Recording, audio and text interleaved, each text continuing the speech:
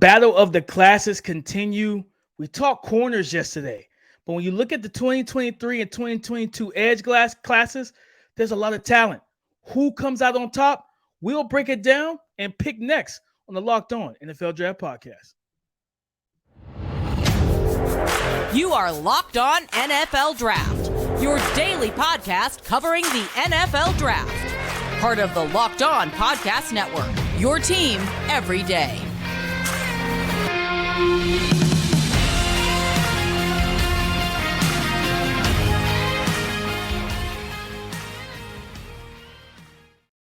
What's up, family? Welcome back to the Locked On NFL Draft. Oh, Jesus, let me start that over.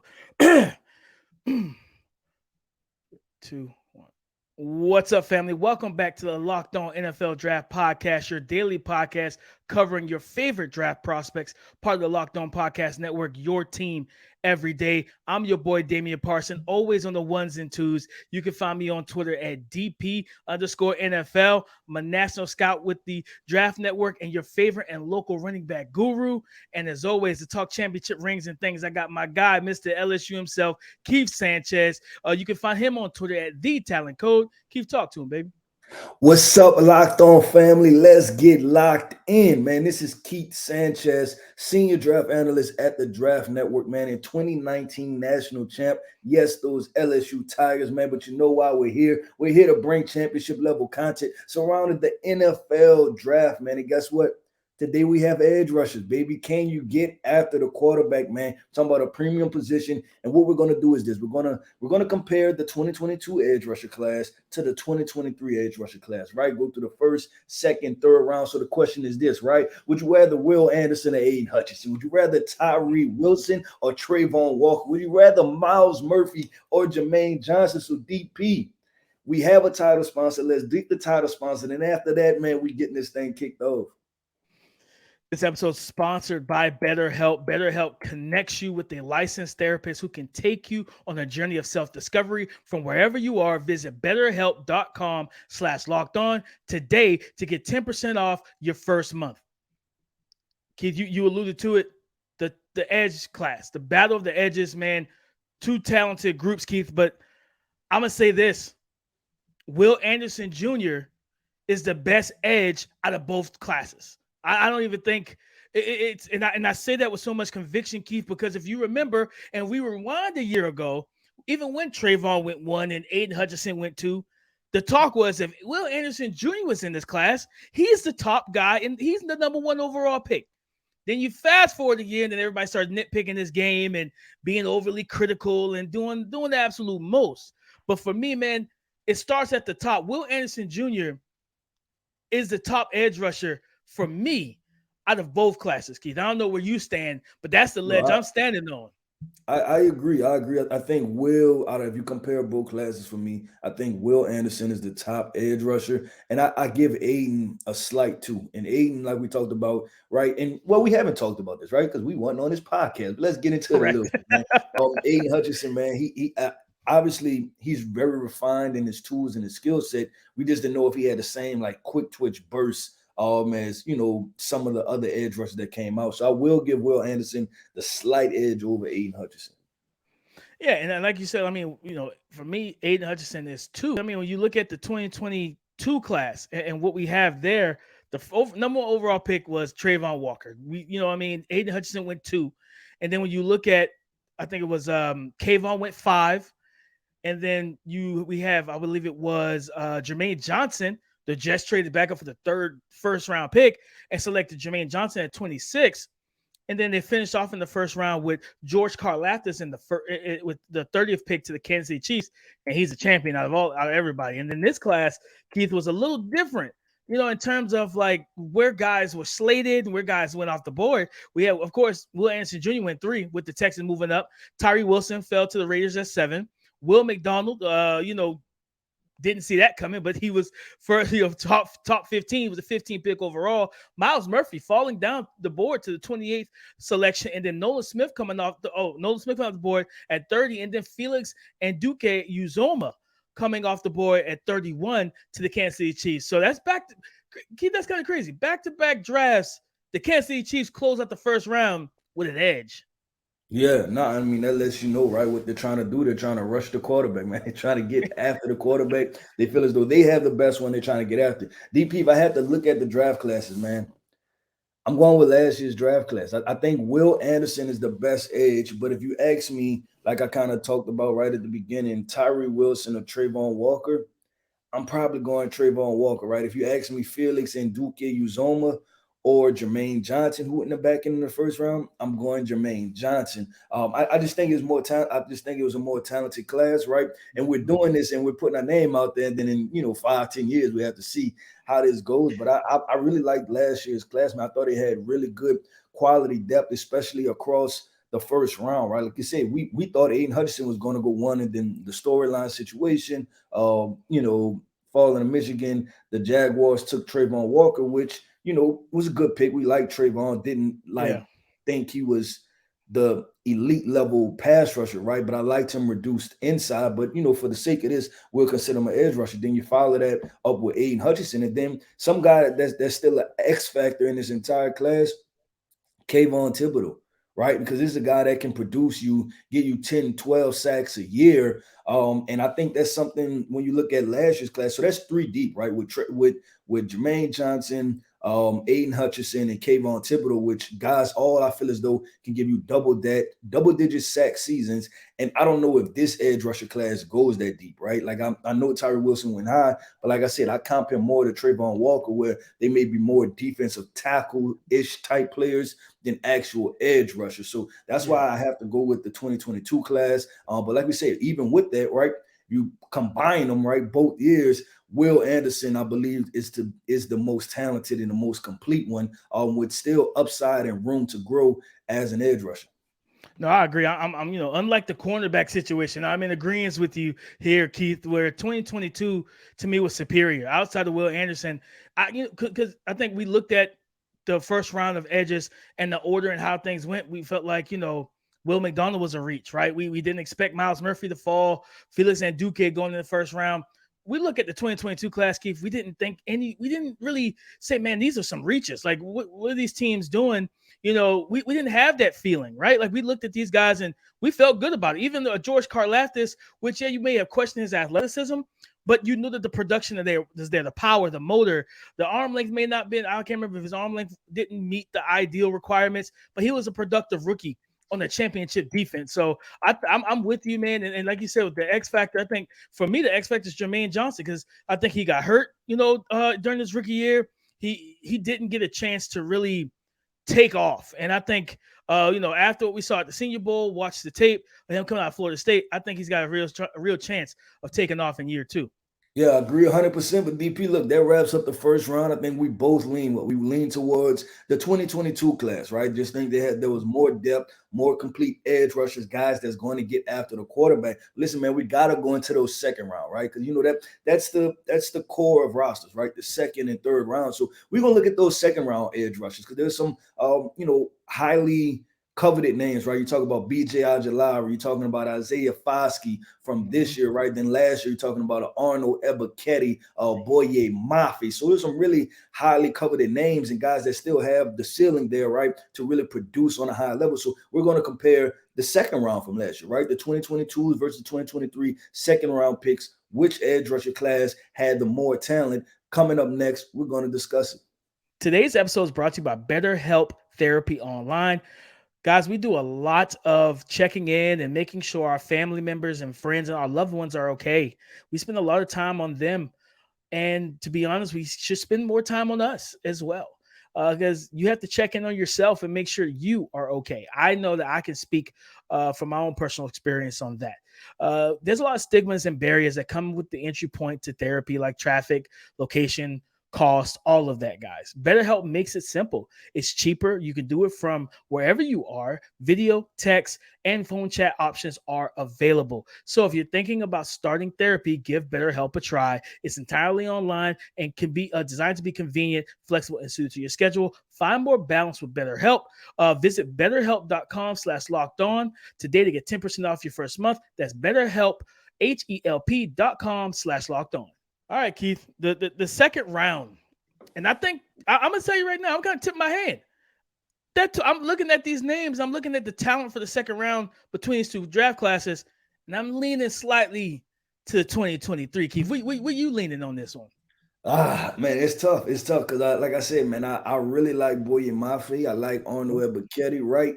But then this class has guys like Derek Hall, who we really appreciated. BJ Ojulari, who's sitting there. Tuli Tuipulotu. I'm tough. I'm gonna go this year. I think this year has more complete. Like I said, Derek Hall, I think the upside is still there for to be a double-digit sack guy. Then you have Tuli Tuipulotu, hand in the ground. I think this guy that can consistently give you 7-8 sacks. They both play really well against the run. Those are two players that when I look back on it, they swing the pendulum for me to say, you know what, these are going to be, I like these guys better than I like the guys in other class. Because I mean, I'm looking at 2022's draft, you had guys like Logan Hall, who we've heard, I don't want to say struggled, but hasn't necessarily turned the corner like the Tampa Bay Bucks would like him to have to throughout last year's season. So I'm going to go with this year's class for upside and potential. Yeah, I think last year's class had more names selected, right? It was, Arnold Ebiketie, Boye Mafe, David Ojabo, who was supposed to be a first rounder if he didn't have the Achilles injury during his pro day. Sam Williams, who was actually kind of a revelation for the Dallas Cowboys as a rookie, Keith. It was a guy I really liked coming out of I think it was Ole Miss, if I remember correctly. Yeah, I think he just had some off the field stuff.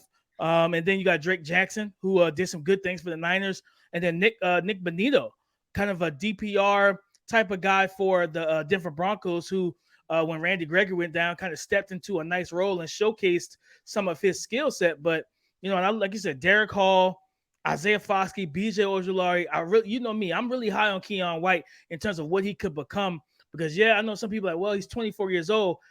I don't really care about the age as much, Keith. It's more so, playing experience.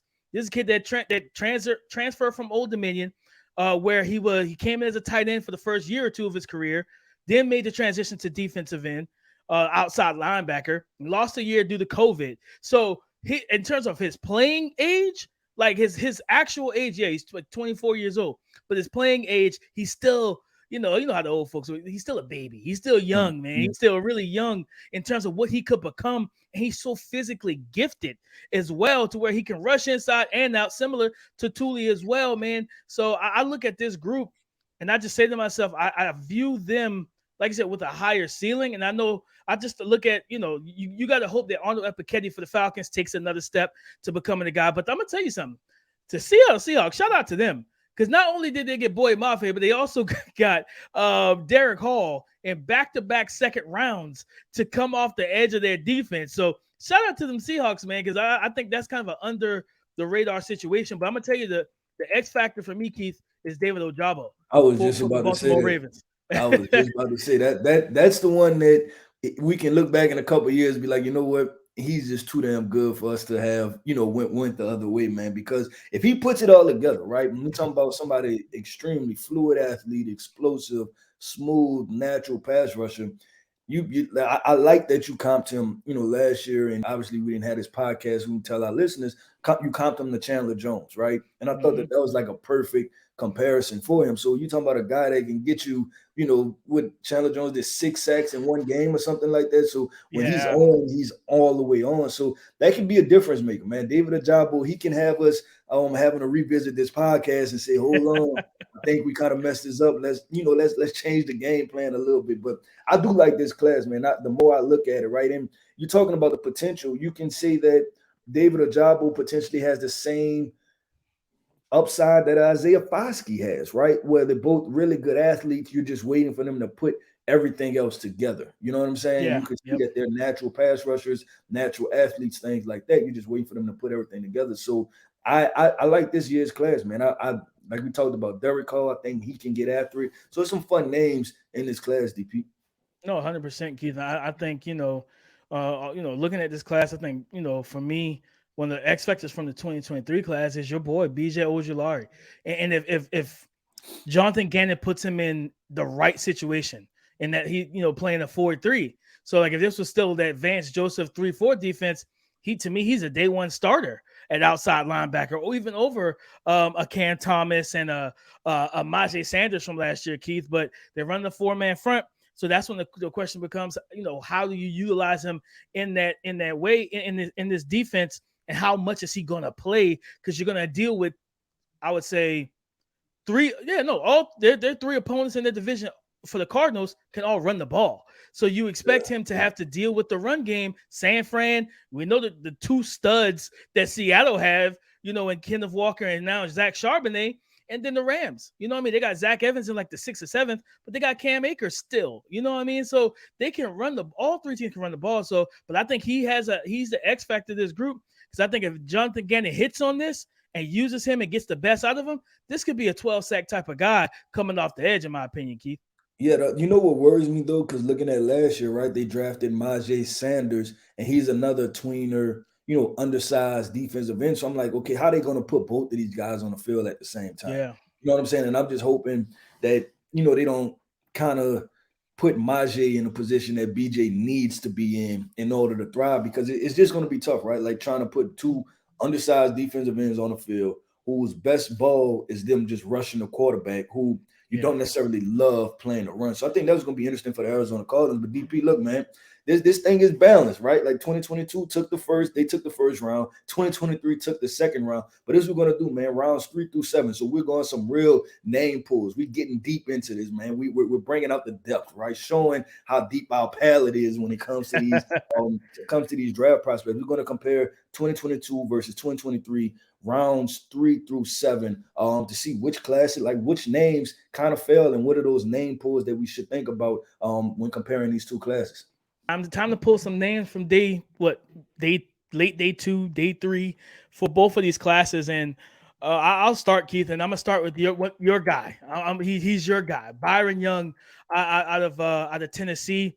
Tavis, another one of your guys, Tavis Robinson out of Mississippi, out of Ole Miss rather, and then KJ Henry from Clemson, man, going in the 5th round to the Washington Commanders from the 2023 class. Keith, those are 3 guys that I really feel like could be impactful rushers, especially in the situations that they fell into.